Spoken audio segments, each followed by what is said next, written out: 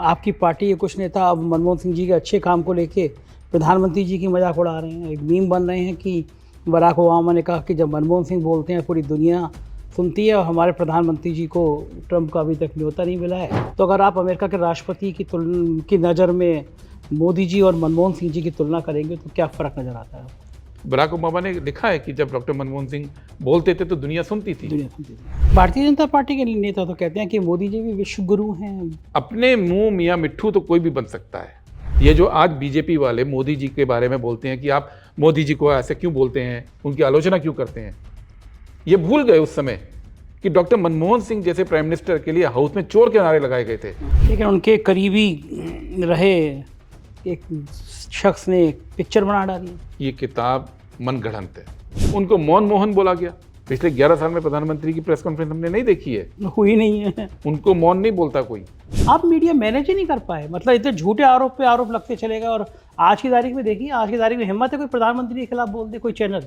BJP करती है जहां ये कहा जाता है सूचना मिली तो सोचना बंद।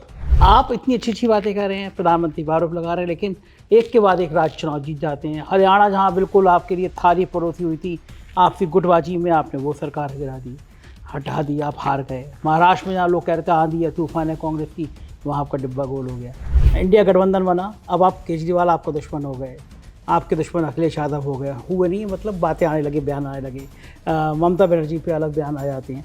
आप एक गठबंधन को ही नहीं मैनेज कर पा रहे हैं, तो एक बड़ा आंदोलन कैसे खड़ा करें? नमस्कार, मैं हूं संजय शर्मा, आप देख रहे हैं 4PM न्यूज़ नेटवर्क। कहा जाता है कि जब कोई इंसान दुनिया से चला जाता है तो उसके अच्छे काम फिर लोगों को याद आते हैं। जब वो जीवित होता है, काम कर रहा होता है, तो उसको कभी कभी बहुत जहर के घूंट पीने पड़ते हैं। और कुछ लोग ऐसे होते हैं खामोश रह के वो अपना काम करते रहते हैं। ऐसे ही एक शख्स थे देश के पूर्व प्रधानमंत्री मनमोहन सिंह जी। जब वो प्रधानमंत्री थे तो बहुत गंभीर गंभीर उनके ऊपर आरोप लगते रहे, लेकिन वो शांति से अपना काम करते रहे और देश को आर्थिक हालातों को उन्होंने उस समय संभाला जब पूरी दुनिया डूब रही थी, आर्थिक मंदी थी, लेकिन भारत को वो बचा कर ले गए। उनके निधन के बाद भी तरह तरह की चर्चाओं का दौर शुरू हुआ। कांग्रेस और भारतीय जनता पार्टी में आरोप प्रत्यारोप शुरू हुए। भारतीय जनता पार्टी ने आरोप लगाया कि गांधी परिवार अपने पूर्व प्रधानमंत्रियों का सम्मान नहीं करता और मनमोहन सिंह जी के परिवार को भी सम्मान नहीं किया। तरह तरह के आरोप लगे, तरह तरह की आलोचनाएं हुई। मुझे लगा कि इन सब मुद्दों पर कांग्रेस की तरफ से एक पक्ष आना ही चाहिए। मुझे लगा कि मैं किससे बात करूं और बात आगे बढ़ाऊं कि क्या है इन आरोपों में सच्चाई। तो मैंने उस शख्स से अनुरोध किया जो मनमोहन सिंह जी के बहुत करीबी थे, कांग्रेस वर्किंग कमेटी के सदस्य हैं और पूरे मामले से मनमोहन सिंह सरकार से लेकर अब तक जुड़े रहे। मैं बात करना चाहता हूं गुरदीप सप्पल जी से। गुरदीप जी, बहुत बहुत स्वागत है आपका। शुक्रिया। और इतने सेंसिटिव मुद्दों पे मैं आपसे बात करने के लिए मैंने आपसे समय मांगा। मनमोहन सिंह जी के जाने के बाद बहुत सारी अच्छी अच्छी चीज़ें दुनिया को याद आने लगी हैं, लेकिन उन पे आरोपों का सिलसिला भी उतना तेज़ी से शुरू हो गया उनके निधन के बाद की चीज़ों को। भारतीय जनता पार्टी ने आरोप लगाया कि कांग्रेस ने उनके परिवार का सम्मान नहीं रखा। उनकी अंत्येष्टि में जो कुछ हुआ, उसके बाद फूल चुनने की जो परंपरा है उसमें कांग्रेस के लोग नहीं गए। और कांग्रेस कह रही है कि मनमोहन सिंह का सम्मान कांग्रेस ने नहीं किया, ये भाजपा कह रही है। क्या है इन आरोपों में? क्या आप मानते हैं कि कहीं चूक हो गई कांग्रेस से? संजय जी, डॉक्टर मनमोहन सिंह जी का बारे में एक बात स्पष्ट कर सकते हैं कि जैसा कहा जाता है ना, किसी व्यक्ति का जीवन ही उनका संदेश है। तो डॉक्टर मनमोहन सिंह जी के मामले में ये बिल्कुल शब्द बाय शब्द फिट बैठता है कि उनका जीवन उनका संदेश था। और उनके जीवन की एक ख़ास बात थी कि वो बहुत ही गरिमापूर्ण व्यक्ति थे। बहुत डिग्निटी के साथ उन्होंने अपनी ज़िंदगी को गुजारा। इसलिए जब इस तरह की बातें हुई तो कांग्रेस पार्टी की ओर से हमने भी डिग्निटी को ही मेंटेन करते हुए उसका उस भाषा में जवाब नहीं दिया जिसकी कि भारतीय जनता पार्टी को आदत हो चली है। उनके रिश्ते गांधी परिवार के साथ जो रिश्ते रहे, कांग्रेस पार्टी के साथ जो रिश्ते रहे, वो शायद बीजेपी के लोग समझ नहीं सकते। बेलगाम में हमारी कांग्रेस वर्किंग कमेटी की मीटिंग थी। गांधी जी के कांग्रेस अध्यक्ष बनने के 100 साल हुए थे और शाम को डिनर था और डिनर पे टेबल पे जब हम लोग थे, कांग्रेस के अध्यक्ष खड़गे जी थे, राहुल गांधी जी थे, उसी वक्त ये खबर आई। और जैसे ही खबर आई उसी वक्त ये तय हुआ कि सब प्रोग्राम रद्द करके और फ़ौरन दिल्ली चला जाए। और राहुल गांधी जी और खड़गे जी उसी वक्त वहाँ से निकल गए और दिल्ली के लिए रवाना हो गए। अब आप देखिए, ये वो फैमिली है, गांधी फैमिली, कि जैसे ही खबर आई, प्रियंका जी जो कि तबीयत खराब होने की वजह से वर्किंग कमेटी की मीटिंग में नहीं गई थी, वो एम्स पहुंच गई थी। उस वक्त कोई नहीं था वहाँ पे, और लगभग पूरी रात, करीब सुबह 4 बजे तक एम्स से जब घर आए तो घर पे रहे। सोनिया गांधी जी रात को घर पे थी मनमोहन सिंह जी के। रात के 2 बजे जब लैंड किया प्लेन कर्नाटक से, खड़गे साहब का और राहुल गांधी जी का, वो लोग सीधा घर गए। और आपको उस पूरे, ये जो रात को गांधी फैमिली के सभी लोग, कांग्रेस के सीनियर लीडर खड़गे जी जब घर पे गए, तो आपको कोई फोटोग्राफ नहीं मिलेगा, क्योंकि दुनिया को दिखाने के लिए नहीं हो रहा था। अपने घर का एक व्यक्ति, अपने घर का एक व्यक्ति जिसका पूरी दुनिया सम्मान करती है, उनका निधन हुआ था। उस निधन पे शामिल होने, परिवार का दर्द बांटने के लिए कांग्रेस परिवार के लीडर्स वहां थे। तो ये रिश्ता है, वो ये कैमरे के लिए नहीं किया गया था।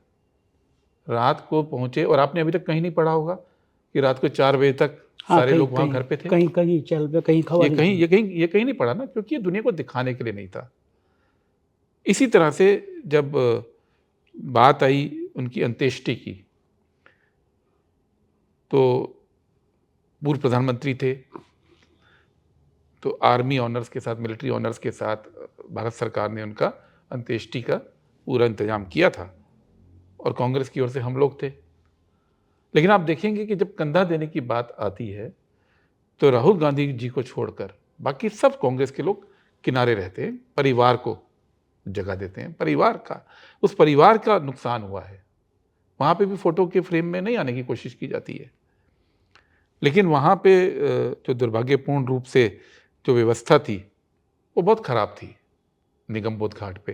पहले तो पूरे देश के लोगों को, आम जनता को भी ये बहुत बुरा लगा है कि मनमोहन सिंह जी जैसी शख्सियत, जो 2 बार के प्रधानमंत्री रहे, उनका अंतिम संस्कार निगमबोध घाट पर हुआ। ये मुझे नहीं लगता कि देश के आम लोगों को भी ये बात पसंद आई। वहाँ धक्का मुक्की थी, वहाँ परिवार के लोग भी अग्नि देने के लिए नहीं ऊपर पहुँच पाए। ये चीज़ से परिवार आहत था। ये चीज़ से डॉक्टर मनमोहन सिंह जी की फैमिली बहुत ही आहत थी। और शाम को जब सोनिया गांधी जी और प्रियंका जी अंत्येष्टि के बाद उनके घर गए और उन्होंने ये पीड़ा देखी, तो उन्होंने हमको बोला, और मुझे बोला, कि परिवार को अभी तक सुकून के आपस में 2 मिनट नहीं मिले हैं अपने दर्द को बांटने के लिए। तो कांग्रेस पार्टी को ये निर्देश देने के लिए कहा गया कि जब फूल चुनने जाएंगे या अस्थियां प्रवाहित करने जाएंगे, तो कोई पॉलिटिकल व्यक्ति साथ नहीं जाएगा। परिवार के लोगों को अपने उस महान हस्ती का दर्द, दुख बांटने के लिए समय देना चाहिए। अब ये बात वो नहीं समझ सकते हैं जो अटल बिहारी वाजपेयी जी की अस्थियों को 100 लॉटों में बांटकर पूरे देश में घुमाते हैं। वो बीजेपी का तरीका है कि आप जो हादसा होता है, जो दुखद घटना होती है, मृत्यु होती है, आप उसको पूरे देश में प्रसारित करते हैं राजनीतिक लाभ के लिए। अटल जी की अस्थियों को 100 लोटों में डिवाइड करके पूरे देश में घुमाया गया था। ये अलग तरह की सोच है, और जो उस दिन गांधी फैमिली की सोच थी और मनमोहन सिंह जी की फैमिली की सोच थी, वो अलग तरह की सोच है। उनके लिए मृत्यु एक दुखद घटना थी, और उस घटना का ना तो राजनीतिकरण करने की कोशिश हुई, ना ही उसका बाजारीकरण करने की कोशिश हुई, ना ही उससे पब्लिसिटी लेने की कोशिश हुई। अब ये आज अभी हम आ रहे हैं, उनका भोग था।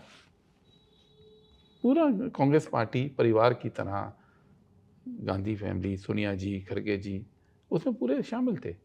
तो ये दुनिया को दिखाने के लिए नहीं है। लेकिन लोगों को लगता है कि वो तस्वीर तो देखना चाहिए लोगों को, जब जुड़ाव होता है। अब प्रधानमंत्री जी थे, देखिए मृत्यु हुई थी माता जी की, उनकी, तो वो गए थे, तो ऐसा नहीं है कि उनको लगा हो कि देश को देखना चाहिए कि प्रधानमंत्री की माँ का निधन हुआ है, तो प्रधानमंत्री जी ने वहाँ पर फ़ोटो खिंचाए थे, तो आप लोग फ़ोटो खिंचाने को इतना बड़ा क्यों आप अपमान मान रहे हैं? नहीं, देखिए, मनमोहन सिंह जी पूरी ज़िंदगी और उनका परिवार हमेशा बहुत वो एक फ़िलॉसफ़ी को मान के चले हैं। मनमोहन सिंह जी केवल वेशभूषा से, अपने स्वरूप से सिख नहीं थे, वो अपनी सोच से सिख थे। और सिखों में एक बात कही जाती है कि मन नेवा मत ऊँची, कि आपकी सोच ऊँची होनी चाहिए, लेकिन आपका मन जो है वो नीवा होना चाहिए, नीचे होना चाहिए। आप दिखावा नहीं करने चाहिए। उन्होंने पूरी ज़िंदगी दिखावा नहीं किया। उनका काम बोला, और ऐसा बोला कि उनकी मृत्यु पे तमाम प्रोपेगेंडा धरे के धरे रह गए। जो कुछ उन्होंने जीवन भर कमाई की, वो कमाई पूरे देश के सामने लोगों ने खुद ब खुद रख दी कि देखिए ये हैं डॉक्टर मनमोहन सिंह। तो वो फैमिली उस फिलॉसफी को मानती है, गांधी फैमिली भी उस फिलॉसफी को मानती है। वो आडंबर और दिखावे से अलग बात थी। जब जब देश के लिए सम्मान प्रकट करने की बात थी, तो बाकायदा उनका पार्थिव शरीर कांग्रेस के हेडक्वार्टर में हम सुबह लेके गए।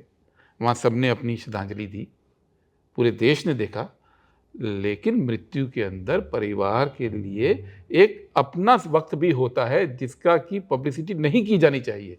और वो पब्लिसिटी जब रात को सब लोग वहाँ थे, उसकी ना फोटोग्राफ लाई गई, ना उसकी हमने बातचीत कहीं की। और आज भी मैं तब कर रहा हूँ जब लगातार ये प्रोपेगेंडा हो रहा है, और आज उनकी अंतिम अरदास होने के बाद मैं रिकॉर्ड पे ये बात बोल रहा हूँ। क्योंकि उससे पहले कोई कांग्रेस की किसी भी आदमी हम लोगों ने नहीं बोला, क्योंकि हम लोगों का ये मानना है कि दुनिया में जो मानवीय मूल्य हैं, उच्च मानवीय मूल्य, उनकी रक्षा करना, उनका पालन करना भी जरूरी है। वरना आप हर चीज का राजनीतिकरण करेंगे तो गर्त में समाज भी चाहता रहेगा। हाँ, ये तो ठीक है, लेकिन आपकी पार्टी के कुछ नेता अब मनमोहन सिंह जी के अच्छे काम को लेके प्रधानमंत्री जी की मजाक उड़ा रहे हैं। एक मीम बन रहे हैं कि बराक ओबामा ने कहा कि जब मनमोहन सिंह बोलते हैं पूरी दुनिया सुनती है, और हमारे प्रधानमंत्री जी को ट्रंप का अभी तक न्योता नहीं मिला है। इसको लेके मीम्स बन रहे हैं। तो मनमोहन सिंह नहीं, इसमें संजय जी, हमारी पार्टी के किसी नेता ने मीम नहीं बनाया। अब सोशल मीडिया का कैरेक्टर ऐसा हो गया है कि बहुत सारे वॉलंटियर्स खुद ब खुद हर पार्टी के पक्ष विपक्ष में इस समय सोशल मीडिया में छाए हुए हैं, और वो उनको कोई पार्टी निर्देश भी नहीं देती है, लेकिन वो खुद ब खुद करते हैं। कांग्रेस पार्टी ने इस इशू पे कोई मीम ऑफिशियल नहीं बनाया। कांग्रेस पार्टी ने कोई ऐसी बात नहीं की। हमारे किसी नेता ने, खरगे जी ने, राहुल जी ने, प्रियंका जी ने, हमारे कम्युनिकेशन डिपार्टमेंट ने, हमारे सोशल मीडिया डिपार्टमेंट ने, हमारे किसी चीफ मिनिस्टर ने, किसी जनरल सेक्रेटरी ने कोई हल्की बात नहीं की। सोशल मीडिया का अपना जो कैरेक्टर है वो कंट्रोल से ही बाहर होता है। हाँ, वो तो अपने अपने मन का होता है। लेकिन अगर चूंकि आप इतने इंटेलेक्चुअल हैं, अगर तुलना करी जाए अमेरिका के दृष्टि से, चूंकि अब ट्रंप का शपथ ग्रहण हो रहा है, ये बहुत बड़ा मुद्दा बना हुआ है। तो अगर आप अमेरिका के राष्ट्रपति की नज़र में मोदी जी और मनमोहन सिंह जी की तुलना करेंगे तो क्या फ़र्क नज़र आता है आपको? देखिए, अमेरिका की नज़र से तुलना के हम खिलाफ हैं, क्योंकि डॉक्टर मनमोहन सिंह जी भी भारत के प्रधानमंत्री थे, मोदी जी भी प्रधानमंत्री हैं। किसी भी देश का प्रधानमंत्री बाहर की दुनिया में उस देश की शान को, उस देश की आबरू को रिप्रेजेंट करता है, तो वहाँ पे कोई राजनीति का सवाल नहीं उठता है। लेकिन डॉक्टर मनमोहन सिंह जी की जो शख्सियत थी, वो भारत के तो प्रधानमंत्री थे, वो दुनिया के तमाम विकसित देशों के फिलोसफर गाइड के रूप में भी उभरे थे। क्योंकि जब पूरी दुनिया में आर्थिक मंदी आई और उस समय भारत जैसे बड़े देश में doctor Manmohan Singh ji prime minister थे, और उनकी बात का वजन था, उनकी सलाह से दुनिया चली। और ये बात को चाहे बराक ओबामा हो या अन्य लोग हों, उन्होंने रिकॉर्ड पे कही है कि जब बराक ओबामा ने लिखा है कि जब डॉक्टर मनमोहन सिंह बोलते थे तो दुनिया सुनती थी। तो ये जो मुकाम डॉक्टर मनमोहन सिंह जी ने हासिल किया था, वो पिछले 50-60 साल में कोई और नेता हासिल नहीं कर पाया है। इस तरह की बातें आप कभी चर्चिल के बारे में या रूजवेल्ट के बारे में या फिदेल कास्त्रो के बारे में सुनते आए हैं, नेल्सन मंडेला के बारे में सुनी, लेकिन हाल फिलहाल के दशकों में ये बात केवल डॉक्टर मनमोहन सिंह के लिए बोली गई दुनिया में कि अगर वो बोलते हैं, जब बोलते हैं तो दुनिया सुनती है। तो ये जो डॉक्टर मनमोहन सिंह जी का कंट्रीब्यूशन रहा कि वो भारत के तो सफल प्रधानमंत्री थे और सफल थे। आज आज आज पीछे मुड़ के जब जनता देख रही है तो आज उनकी आलोचना नहीं कर रहे हैं लोग, लेकिन वो दुनिया के पैमाने पर भी एक फिलोसफर थे, गाइड थे। भारतीय जनता पार्टी के नेता तो कहते हैं कि मोदी जी भी विश्व गुरु हैं, तमाम देश जो हैं वो रूस, यूक्रेन, सारे बड़े बड़े देश हैं, उनकी सुन। देखिए, मोदी जी के विश्व गुरु होने पे आप खुद बोल रहे हैं, दुनिया के लोग हों या भारत की जनता हो, जिस दिन वो बोलेगी उस दिन माना जाएगा ना।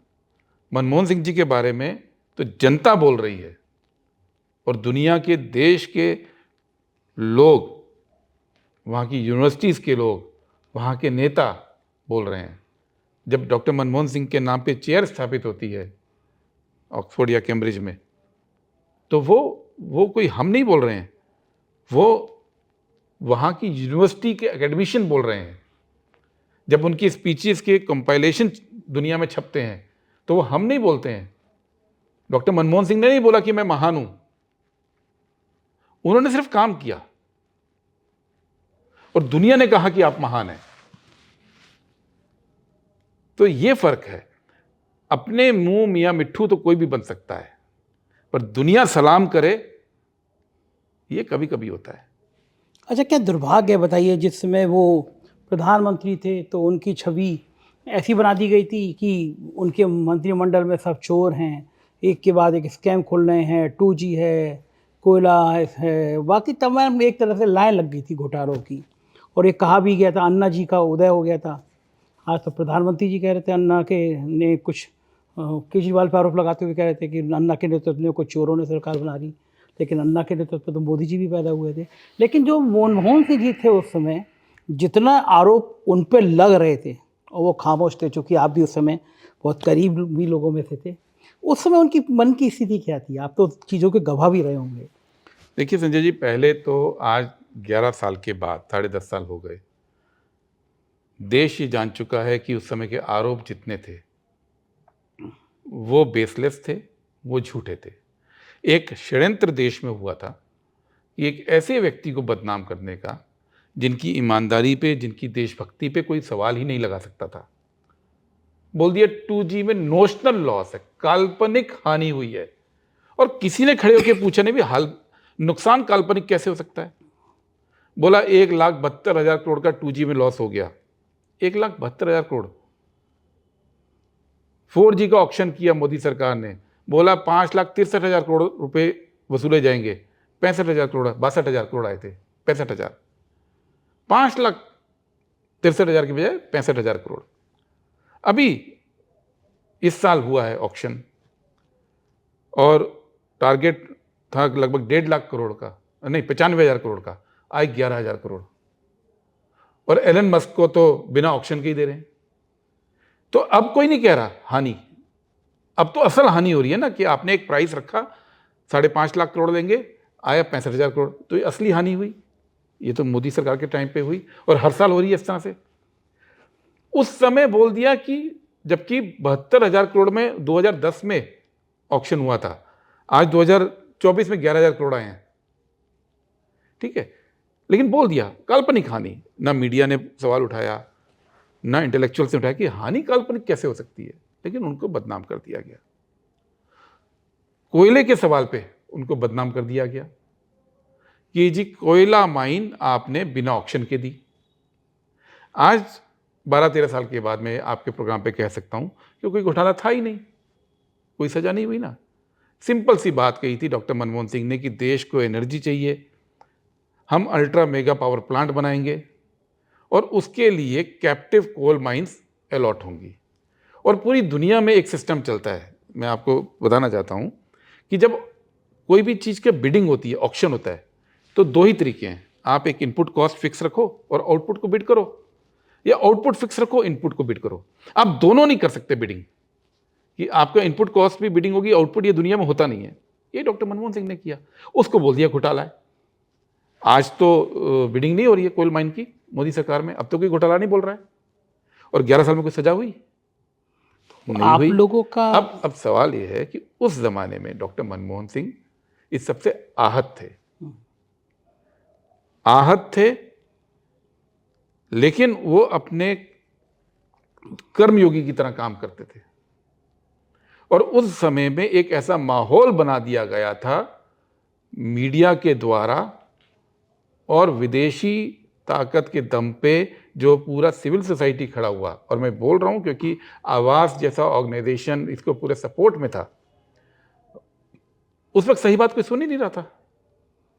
मुझे याद है कि 2013 में अगस्त की बात है, शायद 12 या 13 अगस्त की बात है, तो एक कोल के सवाल पे पूरा हाउस रोक के बैठे थे और डॉक्टर मनमोहन सिंह जी उस समय प्रधानमंत्री थे, तो हाउस एडजर्न हुआ राज्यसभा, और वो मेरे यहाँ उपराष्ट्रपति जी का जो ऑफिस था, मैं भी वहीं होता था, वहाँ आके बैठ गए और आधा घंटा वो वहाँ थे और मेरी बातचीत हुई।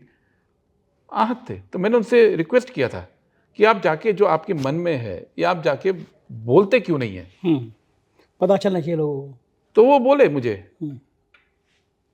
वो ये बोले थे कि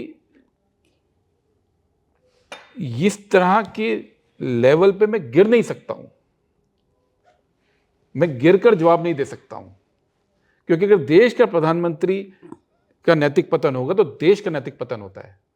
हालांकि उसके बाद जब दोबारा हाउस चला और वो उस कमरे से निकल के राज्यसभा में गए, तो उन्होंने वो फेमस अपना भाषण दिया था कि ऐसा कौन सा देश है जहां बोला जाता है कि मेरा प्रधानमंत्री चोर है।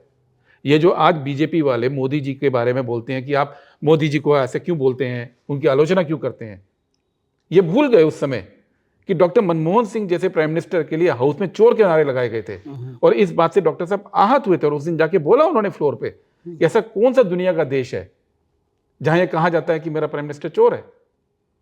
तो ये जो बीजेपी की पॉलिटिक्स है, जो कि ना केवल दोगली पॉलिटिक्स है बल्कि नैतिकता से परे है, उससे वो दुखी रहते थे। और इसके बाद भी जब भी मैं उनके से मिला पिछले 10 साल में, एज रिसेंट एज 2 महीने पहले भी मुलाकात हुई, तो मैं उनसे कई बार पूछता था कि आप अपनी बात को क्यों नहीं कहते पब्लिक में। वो नहीं मानते थे, कहते दुनिया अपने आप जान जाएगी। बोले जब आप देश चलाते हो तो बहुत सारी ऐसी चीजें होती हैं जो आपको मालूम होती हैं, पर आप देश हित में उसको बोलते नहीं हैं। और देश हित, और इसलिए उनको सिर्फ दर्द इस पे नहीं हुआ था कि जब उनके लिए बोला गया कि 2G और कोल, वो कहते उनको ये चोट तो छोटी लगी, पॉलिटिक्स मानते थे। पर जब मोदी जी ने ये बोला कि doctor Manmohan Singh Pakistan high commissioner के घर पे जाके देश के खिलाफ षड्यंत्र कर रहे हैं, ये बोला था मोदी जी ने, वो उनको दर्द लगा था कि देश के पूर्व प्रधानमंत्री जो अपनी जबान केवल इसलिए बंद रखते थे कि देश हित का नुकसान ना हो, उसके बारे में करंट प्रधानमंत्री ये बोल सकते हैं कि वो पाकिस्तान से मिलकर षड्यंत्र कर रहे हैं। वो आहत हुए थे और इसलिए फिर जेटली जी ने सदन में माफी मांगी थी प्रधानमंत्री के बयान के लिए। तो उन्होंने जो कुछ झेला, वो उन चीजों को कभी भी अपने अंदर से बाहर नहीं लाते थे। लेकिन उनके करीबी रहे एक शख्स ने एक पिक्चर बना डाली। देखिए, जो किताब लिखी थी उन्होंने, उस किताब को लेकर मैं जानता हूं कि उनका परिवार बहुत खफा था। वो लोग जिन्होंने डॉक्टर साहब को नज़दीक से ऑफिस में ऑफिशियल कैपेसिटी में देखा था, वो जानते थे कि ये किताब मनगढ़ंत है, जिसको कहते हैं ना कि आप गप को, आप नज़दीक होते हैं तो आप गप को लिखते हैं, वो सच नहीं थी। और आज की तारीख में आज उनसे पूछिए, भाई आप मीडिया एडवाइजर थे संजय बारू, अब कहाँ गए? डॉक्टर मनमोहन सिंह जैसे व्यक्ति जो कि बहुत दृढ़ निश्चयी थे, वो धीर गंभीर थे। 1991 में जो आर्थिक उदारीकरण का फैसला उन्होंने लिया, वो क्या कोई कमजोर आदमी ले सकता था? उन्होंने प्रधानमंत्री रहते हुए जिस तरह के फैसले लिए, वो कोई कमजोर आदमी ले सकता था? वो व्यक्ति का कसूर बना दिया गया। हम जानते हैं कि हमारे यहाँ भारतीय परंपरा में जितने महान लोग होते हैं, जिसको आप बोलते हैं ज्ञानी लोग, संत लोग, पढ़े लिखे लोग, नोबेल प्राइज विनर लोग, वो धीर गंभीर होते हैं। और जितने हल्के लोग होते हैं वो बहुत बक बक बक बक बक बक करते हैं। और अचानक से हम देखते हैं कि पूरा एक प्रोपेगेंडा मशीनरी आई कि हल्के ढंग से बोलने को ग्लोरीफाई कर दिया और धीर गंभीरता से अपनी बात रखने वाले को बदनाम करना शुरू कर दिया। उनको मौन मोहन बोला गया। उन प्रधानमंत्री को मौन मोहन बोला गया जो साल में फ्लाइट में दर्जन भर से ऊपर पत्रकार प्रेस कॉन्फ्रेंस करते थे,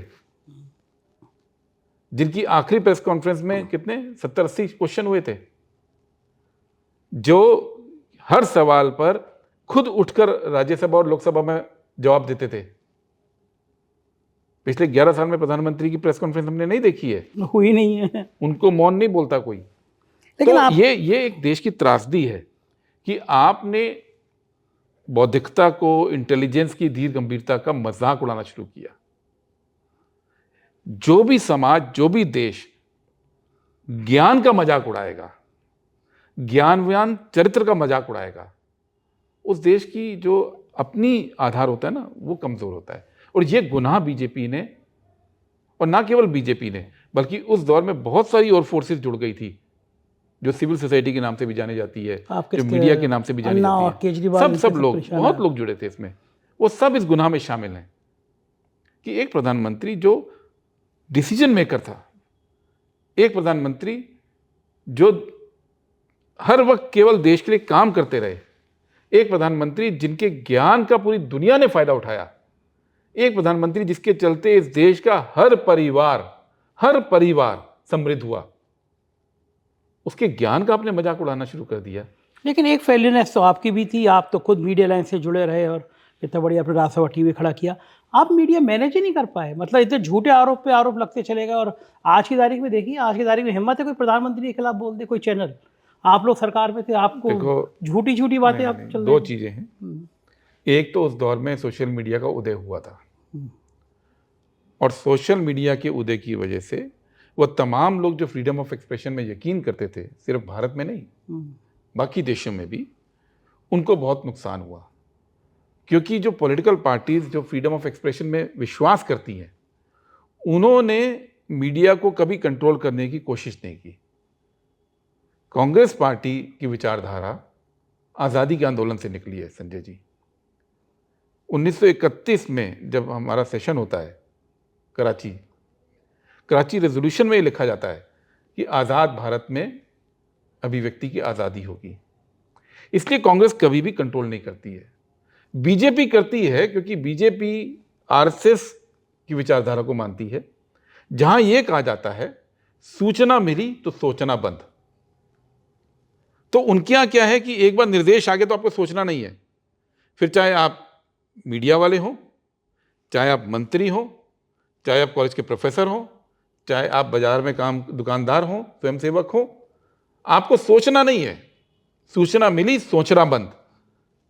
कांग्रेस पार्टी की फिलॉसफी ये नहीं है। वो ये कहती है कि जो आपके विचार हैं वो आपकी संपत्ति है, उस पर आपका हक है, और आपको उस संपत्ति को रखने का, उसको व्यक्त करने का अधिकार होना चाहिए। इसलिए अभी हमारी 3 सरकारें हैं राज्य में, कि हमने वहां मीडिया कंट्रोल कर लिया।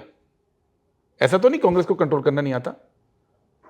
आम आदमी पार्टी कंट्रोल करती है, तृणमूल पार्टी कंट्रोल करती है, डीएमके कंट्रोल करती है, अकाली दल कंट्रोल करते थे, बसपा कंट्रोल करती थी। आप जिसका नाम लीजिए कंट्रोल करते हैं ना। कंट्रोल करना तो बहुत आसान है। जहां पे हमारी सरकारें हैं, पुलिस की ताकत हमारे पास है, विज्ञापन की ताकत हमारे पास है, कार्यकर्ताओं की ताकत हमारे पास है। हम चाहें तो 2 मिनट में हम भी कंट्रोल कर सकते हैं मीडिया को। लेकिन हम आज भी वहां कंट्रोल नहीं करते हैं, क्योंकि हमारी फिलॉसफी में मीडिया को कंट्रोल करने का सोच नहीं है। और अगर हम ये सोच को अपना लेंगे तो कल हम भी आरएसएस की तरह हो जाएंगे। तो फिर आरएसएस से शिकायत क्या है? उनकी तरह बनना नहीं है। उसका नुकसान हुआ ना, 100% नुकसान हुआ। लेकिन कई बार आप विचारधारा की खातिर नुकसान उठाते हैं और नुकसान उठाते रहे। इसलिए आज भी हम लोग मीडिया को कंट्रोल नहीं करते हैं।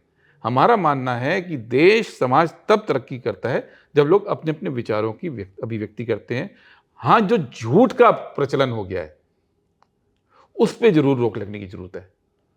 जो खबर के नाम पे झूठ फैला देते हैं, खबर के नाम पे फेक न्यूज़ फैलाई जाती है, तो उस पर भी आप कहाँ कंट्रोल कर पा रहे हैं? जो इतने जहरीले चैनल हैं उन तक को तो आपकी सरकार हजारों लाखों करोड़ों रुपए विज्ञापन देती है। नहीं, हम उस पर कंट्रोल नहीं कर पाते हैं क्योंकि वो केंद्र सरकार हमारे पास नहीं है। जिस दिन होगी उस दिन होगा कंट्रोल। तो आप फेक न्यूज़ पे, मीडिया पे नहीं, फेक न्यूज़ पे। तो आपको क्या लगता है कि इस समय देश के जो बड़े बड़े चैनल हैं, वो कोई चैनल ऐसा है जो इस पर फेक न्यूज़ ना चलती हो? नहीं, इस पर मैं अभी बोलूँगा नहीं, मेरी बात स्पष्ट हो चुकी है। अच्छा, आप अभी भी उनका बचाव करेंगे। लेकिन आप इतनी अच्छी अच्छी बातें कर रहे हैं, प्रधानमंत्री आरोप लगा रहे हैं, लेकिन एक के बाद एक राज्य चुनाव जीत जाते हैं। हरियाणा जहां बिल्कुल आपके लिए थाली परोसी हुई थी, आपसी गुटबाजी में आपने वो सरकार गिरा दी, हटा दी, आप हार गए। महाराष्ट्र में जहाँ लोग कह रहे थे आंधी है तूफान है कांग्रेस की, वहाँ आपका डिब्बा गोल हो गया। तो जब एक के बाद एक चुनाव हारते जाएंगे आप। संजय जी, एक तो जो चुनाव हारे हैं इसकी पूरी जवाबदेही हमारी नहीं है। ये बात सच है कि कुछ कमियां हमारे चुनाव में रही हैं, लेकिन भारतीय जनता पार्टी इस करके नहीं जीती है। महाराष्ट्र में लोकसभा चुनाव में हम लोग बहुत आगे थे, तो महाविकास आघाड़ी बहुत आगे थी। 160 सीटों पे हमारी, विधानसभा में उतने वोट पड़े, वोट कम नहीं हुआ हमारा। ये जितनी बात कही जाती है कि हमारे वोटर टूट के बीजेपी के पास चले गए, वो तो नहीं गए, क्योंकि जो फाइनल फिगर आया है उसमें हमारे वोट लगभग उतने ही हैं जितने लोकसभा में थे। बीजेपी के 70 लाख बढ़ गए, 72 लाख। और ये 72 लाख वोट वो हैं जो एडिशनल पोलिंग हुई। बीजेपी ने इलेक्टोरल रोल पे जो पूरा का पूरा खेल बिगाड़ा महाराष्ट्र में और हरियाणा में, अभी हम उसको पूरा जांच रहे हैं। इलेक्शन कमीशन अभी तक एक्सेल फाइल में वोटर लिस्ट नहीं देने को तैयार है। मैं खुद गया था इलेक्शन कमीशन में डेलीगेशन के साथ, हमने चिट्ठी लिखी, नहीं दे रहे हैं वो। आप ये देखिए कि हमारे मजबूत एरिया में एवरेज 8-10 हज़ार वोटर हटा दिए गए, 10-12 हज़ार के बूथ शिफ्ट कर दिए, और नए फर्जी वोटर भी बने और नए वोटर बाहर से लाके भी बने। तो हमारा वोट तो वहीं का वहीं फिर भी है, बीजेपी का बढ़ गया। ये कमाल कैसे हुआ? और इसके बारे में अभी तक इलेक्शन कमीशन स्पष्ट नहीं बोल रहा है। अभी न्यूज़ लॉन्ड्री ने एक स्टोरी की थी मेरठ में, जाके उन्होंने डोर टू डोर चेक किया, फर्जी वोटर वो बने हुए हैं जिस नाम की कॉलोनी ही उपलब्ध नहीं है। और हमको चिट्ठी में चीफ इलेक्शन कमिश्नर ने ये लिख के दिया कि हमारे पास एसओपी है, वो दशकों द्वारा प्रमाणित एसओपी है, एक मेटिकुलस फूल प्रूफ वाटर टाइट सिस्टम है जिसमें फर्जी वोटर नहीं बन सकता। और यूपी में जब चीफ इलेक्टोरल ऑफिसर से बात हुई न्यूज़ लॉन्ड्री की, तो उन्होंने कहा कि फर्जी वोटर को हटाने की एसओपी है ही नहीं। तो इलेक्शन कमीशन के दो अलग अलग। तो मेरा ये कहना है कि सिर्फ ये कहना, और इस पर हम काम कर रहे हैं। अभी बेलगाम में वर्किंग कमेटी की हमारी मीटिंग हुई, इसमें इस बात को डिस्कस किया। खुद राहुल गांधी जी ने प्रेजेंट किया कि जो वहाँ की फाइंडिंग है, सिर्फ ये नहीं है कि सिर्फ हम लोगों की गलतियों से हमारे, जो पूरा लोकतंत्र को हाईजैक किया गया है इलेक्टोरल रिस्क मैनिपुलेशन के द्वारा। और कितने 48 लाख नए वोटर बने हैं संजय जी, 48 लाख। और 48 लाख नए वोटर में एक व्यक्ति जब वोट बनाता है तो उसको 5 से ऊपर वोट नहीं बना सकते हैं। 48 लाख वोटर बनाने के लिए कितने लाख लोग चाहिए बीजेपी के पास? 9 लाख। क्या 9 लाख कार्यकर्ता लगे थे उनके वोटर बनाने के लिए? बिना पेपर ट्रेल के हमारा को लगता है ये वोटर बने हैं, और इसलिए हम जांच की मांग कर रहे हैं इलेक्शन कमीशन से। सबका सब प्रैक्टिकल बात यह है कि मुझे इन खराब शब्दों का इस्तेमाल नहीं करना चाहिए, लेकिन इतना नाकारा नपुंसक चुनाव आयोग मैंने आज तक देखा नहीं। आप भी जानते हैं, आप उनके लिए प्रेस कॉन्फ्रेंस करेंगे, आप उनको ज्ञापन देंगे, आप अपनी बात करेंगे, और आप भी जानते हो आपकी बात नहीं सुनेंगे। गांधी जी के 3 बंदरों की तरह उनको ना दिखाई पड़ता, ना बोल सकते, ना सुन सकते। लेकिन फिर सिर्फ केवल औपचारिकता रह जाएगी। आपने प्रेस कॉन्फ्रेंस कर ली, आपने उनके विरोध में बोल दिया, आपने ज्ञापन दे दिया। मुझे अभी तो याद आ रहा है, एक बार बड़े टिकैत साहब थे, किसानों ने नहीं मान रही थी सरकार, यहाँ पे आ गए थे बैलगाड़ी और लेकर और डाल दिया था डेरा। ये रहा उसके, आप लोग एक मूवमेंट बड़ा खड़ नहीं कर, हर बार ईवीएम, हर बार चुनाव आयोग, कोरोना, एक बड़ा आंदोलन क्यों नहीं खड़ा कर पा रहे? बुलाइए लाखों लोग दिल्ली में, डेरा डालो, घेरा डालो, करिए, प्रदर्शन करिए। आप लोग फॉर्मेलिटी वाली राजनीति करते हैं। दो अलग अलग चीज़ें हैं। एक कि हम पार्टी के लेवल पे पहले तो सारे फैक्ट्स इकट्ठे कर रहे हैं। हम्म, ये कानूनी लड़ाई भी होगी और जनता के बीच की लड़ाई भी होगी, आप यकीन मानिए।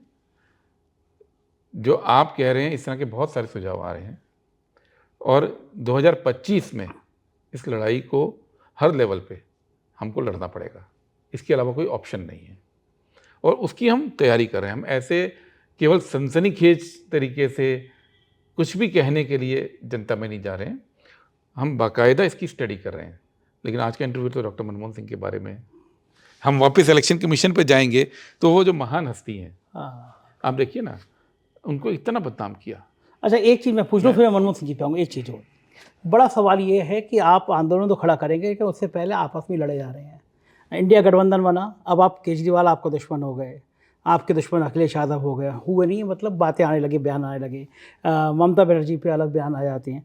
आप एक गठबंधन को ही नहीं मैनेज कर पा रहे हैं, तो एक बड़ा आंदोलन कैसे खड़ा करेंगे? नहीं, देखिए, हमने पंजाब में लोकसभा चुनाव आम आदमी पार्टी के साथ तो नहीं लड़ा था, दिल्ली में लड़ा था। हमने ममता बनर्जी के साथ तो नहीं लड़ा था, अलग लड़ा था। हमने केरल में तो साथ नहीं लड़ा था, लेफ्ट के साथ अलग लड़ा था। इंडिया अलायंस को जब आप इलेक्शन की नज़र से सिर्फ देखते हैं तो अलग फैसला होगा। अगर आप ये देखते हैं कि आरएसएस बीजेपी की फ़िलॉसफी के अगेंस्ट में जो लोग हैं, जो संविधान की फ़िलॉसफी को मानते हैं, तो वो सब एक होते हैं। इसलिए मुद्दों पर ये सब पार्टी से एक होती हैं। लेकिन चुनावी राजनीति में कई बार ये होता है, अब आप मान लीजिए पंजाब में अगर हम और आम आदमी पार्टी चुनाव इकट्ठे मिलकर लड़ते तो फ़ायदा किसको होता? ऑफकोर्स बीजेपी हो रहा है। तो कई बार इस तरह की, अगर केरल में लेफ्ट और हम चुनाव मिलकर लड़ते तो फ़ायदा किसको होता? तो यहाँ पे दिल्ली में भी यही करने जा तो रहे हैं। दिल्ली के अंदर हमारा स्टैंड क्लियर है। हमने जब लोकसभा चुनाव इकट्ठे लड़ा तो ज़मीन पे वो एक्सेप्ट नहीं हुआ है अलायंस, क्योंकि अरविंद केजरीवाल और उनकी पार्टी का जो इतिहास रहा है कांग्रेस को बदनाम करने में, जिस तरह की बातें उन्होंने उस ज़माने में बोली, वो आज भी कांग्रेस के कार्यकर्ता भूल नहीं पाता है। इसलिए यहाँ पे अलग चुनाव लड़कर अपनी पार्टी मजबूत करने की बात है। ओके, यानी राज्यों में अलग। आदमी बड़ा कंफ्यूज हो जाता है कि वो महाराष्ट्र में संजय सिंह और केजरीवाल कहते हैं कांग्रेस बहुत अच्छी है, दिल्ली में कहते हैं कांग्रेस खराब है, तो आप कार्यकर्ता बहुत कंफ्यूज हो जाता है। लेकिन बहुत बहुत शुक्रिया सबका। डॉक्टर मनमोहन सिंह जी के बारे में एक दो बातें और हाँ, बिल्कुल बिल्कुल बिल्कुल, जो मेरे को अभी याद आई। जी जी। उनको बहुत बदनाम किया। वो अकेले प्रधानमंत्री रहे जिन्होंने शक होने पर भी अपने मंत्रियों को बर्खास्त किया। उनको जेल भी हुई। ए राजा भी थे, कानीमोजी भी हुई। ये कोई कमज़ोर पीएम तो नहीं करता है। लेकिन जिस दिन उनका अंतिम संस्कार था और उनके पार्थिव शरीर को जब चिता की तरफ ले जा रहे थे, तो पीछे से एक व्यक्ति ने मेरा हाथ पकड़ा और मैंने देखा तो वो ए राजा थे, गमगीन थे। वो शख्सियत जिनके प्रधानमंत्री रहते हुए ए राजा को बेगुनाही के बावजूद जेल में जाना पड़ा, वो दुख में उनको कंधा देने पहुंच रहे हैं। इस बात को अगर हम समझ सकें ये देश क्या है। ठीक बात। और दूसरी बात, जब हम डॉक्टर मनमोहन सिंह की बात करते हैं तो हमको ये भी समझना है कि वो, उनके अंदर जो टैलेंट था, उस टैलेंट को प्लेटफॉर्म भी कांग्रेस पार्टी ने दिया। आज अभी मैं बयान देखा था किसी सिख लीडर का कि डॉक्टर मनमोहन सिंह केवल कांग्रेस के नहीं हो सकते हैं, वो तो सबके हैं। बिल्कुल सबके हैं, लेकिन उनको कांग्रेस से दूर करने की जो साजिश हो रही है अभी, जैसे पहले सरदार पटेल को कांग्रेस से अलग करने की कोशिश हुई। भाई हमारे उप प्रधानमंत्री थे, हमारी पार्टी में थे, हमारे पार्टी अध्यक्ष थे, और हम ही को कोशिश करते हैं जस्टिफाई कराने की कि भाई वो कांग्रेसी अगेंस्ट थे। जैसे बाबा साहब अम्बेडकर को कांग्रेस के खिलाफ साबित करने की कोशिश होती रही।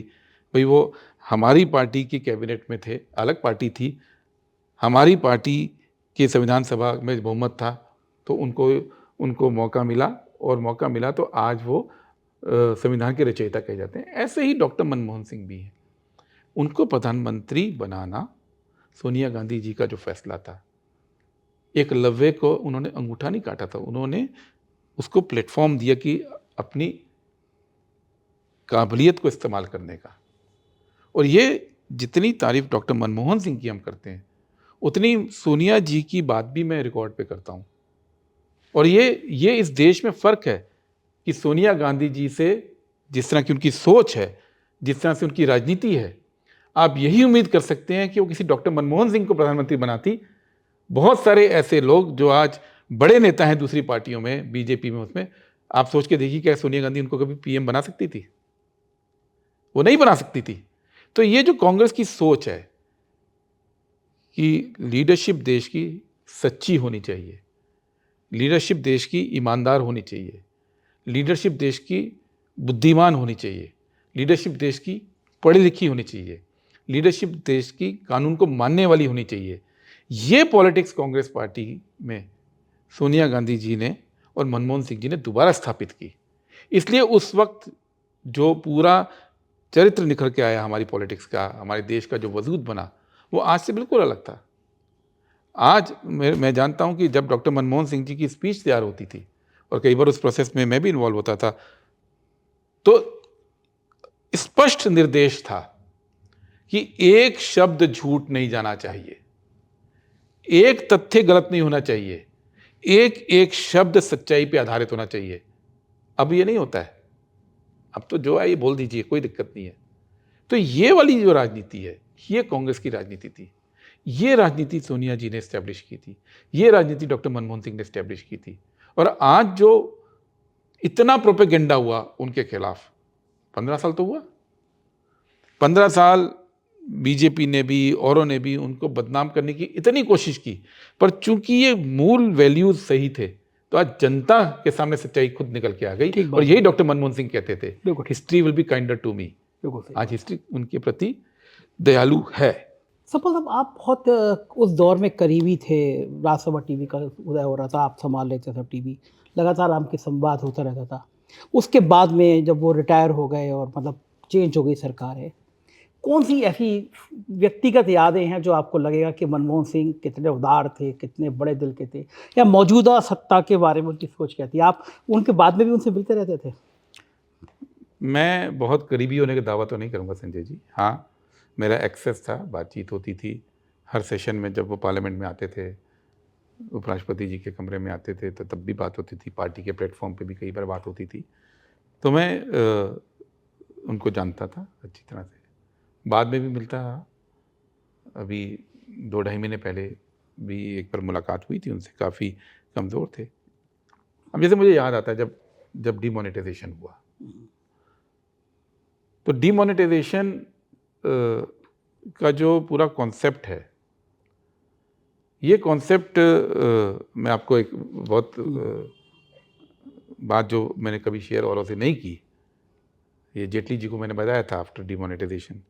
मेरे पीएचडी के गाइड थे डॉक्टर जगपाल सिंह, आईआईटी दिल्ली में, जो प्रोफेसर एमिरेटस रिटायर हुए थे, और जीवन के पहले 16 साल वो आईआईटी रुड़की में पियोन थे। तो अच्छा। पियोन से वो आईआईटी के प्रोफेसर बने 16 साल पियोन रहने के बाद। अरे बाप रे! तो ये थ्योरी उनकी थी, और वो इस थ्योरी को लगातार पुश करते थे। और उस ज़माने में वो डॉक्टर मनमोहन सिंह जी प्रधानमंत्री थे, तो 2012 की बात है, वो मुझे कहते थे मुझे गुरु दक्षिणा के रूप में उनसे मिलवाइए। तो एक बार मैंने उनको कहा, नोट लेके मैंने डॉक्टर साहब को दिखाया था कि ये डीमोनेटाइजेशन की बात करते हैं। तो उन्होंने पढ़ा, उन्होंने बोला ये सब बेकार है। और ये बात फिर उन्होंने रिपीट की जब नोटबंदी हो गई। तो उन्होंने कहा एक बेसिक प्रॉब्लम है कि देश में एक फॉर्मल इकॉनमी, एक इनफॉर्मल इकॉनमी है, और नरेंद्र मोदी हो या नोटबंदी के जो पूरे डिज़ाइनर थे, उन्होंने मान लिया कि जितनी इनफॉर्मल इकॉनमी है वो ब्लैक इकॉनमी होती है। वो ब्लैक इकॉनमी नहीं होती है, वो इनफॉर्मल इकॉनमी होती है। तो डॉक्टर मनमोहन सिंह जी का ये मानना था कि आपने इस देश की इनफॉर्मल इकॉनमी पे इतनी गहरी चोट कर दी है कि देश कई साल तक भुगतेगा। तो ये बात मुझे आज भी याद है। और उसके बाद उन्होंने वो स्पीच दी थी, इट इज़ ऑर्गेनाइज्ड लूट एंड प्लंडर, राज्यसभा के अंदर, क्योंकि एज अ इकोनॉमिस्ट वो शॉक थे कि एक ऐसी बात जो उनके ज़माने में उन तक पहुंचाई थी, और जिसको मानते थे कि बिल्कुल इकोनॉमिक थ्योरी के हिसाब से ये बिल्कुल अहमकाना बात है, एकदम इडियट वाली बात है, मैं शब्द यूज़ करूं, तो वो बात को प्रधानमंत्री ने मान के उसको पूरे देश पे थोप दिया। बहुत नुकसान हुआ। ये उनके साथ हुआ। और वो जिसको कहते हैं ना, एक मैंने कहा कि वो प्रैक्टिसिंग सिख थे, तो उनकी से जो बात एक बार हुई तो वो बोलते थे कि हमारी अरदास के अंदर, अगर आपने कभी सिखों में अरदास जो होती है उसमें सुना हो, तो उसमें दो बहुत महत्वपूर्ण चीज़ें होती हैं। एक कि सिखों का मन नीवा मत ऊंची, जो मैंने बोला कि उनकी सोच ऊंची होती है लेकिन उनका व्यवहार हम्बल होता है। और दूसरा उसमें कहा जाता है कि सिखों को सिक्खी दान की, आपको भगवान दान में सिक्खी दे, केश दान दे, लेकिन 3 बातें और होती हैं। उनको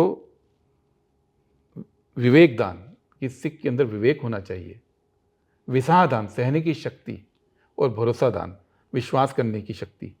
तो मनमोहन सिंह जी कहते थे कि हमारे अंदर सहने की शक्ति होनी चाहिए, हमारे अंदर भरोसा करने की शक्ति होनी चाहिए, और हमारे अंदर विवेक होना चाहिए। और इन पूरे तीनों फिलॉसफी के ऊपर उन्होंने अपने पूरे जीवन को काम किया, डिज़ाइन किया।